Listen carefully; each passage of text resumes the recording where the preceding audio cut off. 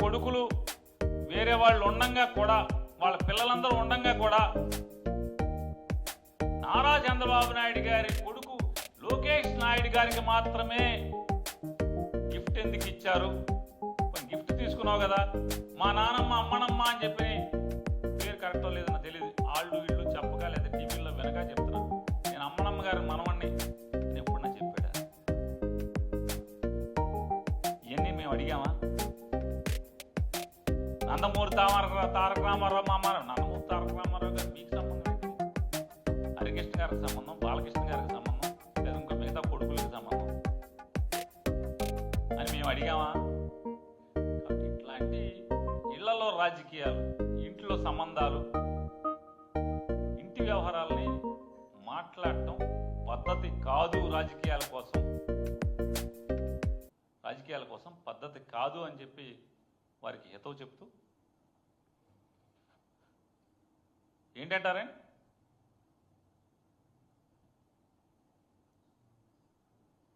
పవన్ కళ్యాణ్ గారి సినిమా ఆప్టాకి చూస్తున్నారు. ఎవడు ఆపుతాడు? ఎవడు చూస్తాడు? అసలు వీళ్ళది ఎంత దిక్కుమాలిన పరిస్థితి అంటే వీళ్ళది, ఈ ప్రభుత్వాన్ని. సినిమాటోగ్రఫీ మంత్రి గారు ఆయన చెప్తాడు, నిన్న మొన్న మాట్లాడుతున్నాడు, మాజీ సినిమాటోగ్రఫీ మంత్రి ప్రైవేటు వ్యవహారాలు మీకేం సంబంధం అని అంటున్నాడు. నేను అన్నానా? లేకపోతే వేణు అన్నాడా?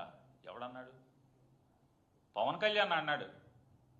ప్రభుత్వాలకు ఏంట్రా సంబంధం, మీకేంట్రా సంబంధం అని పవన్ కళ్యాణ్ అన్నాడు. మేమెవడ అనలా. పోతే రాష్ట్రంలో ఎన్ని మర్డర్లు జరిగినా ఎంక్వైరీ ఉండదు, రాష్ట్రంలో ఎన్ని పాపాలు జరిగినా ఎంక్వైరీ ఉండదు. సాక్షాత్తు పిఠాపురం నియోజకవర్గంలో ఒక దళిత వాడ మొత్తాన్ని సామాజిక బహిష్కరణ చేస్తే ఎంక్వైరీ ఉండదు. కానీ పవన్ కళ్యాణ్ గారి సినిమా ఆపటానికి ఆలోచించారనే దాన్ని మాత్రం పెద్ద విచారణ.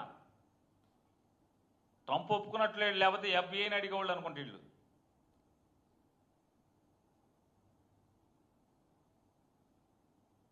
వీళ్ళు ఎంత దిక్కుమాలిన ప్రభుత్వం అంటే,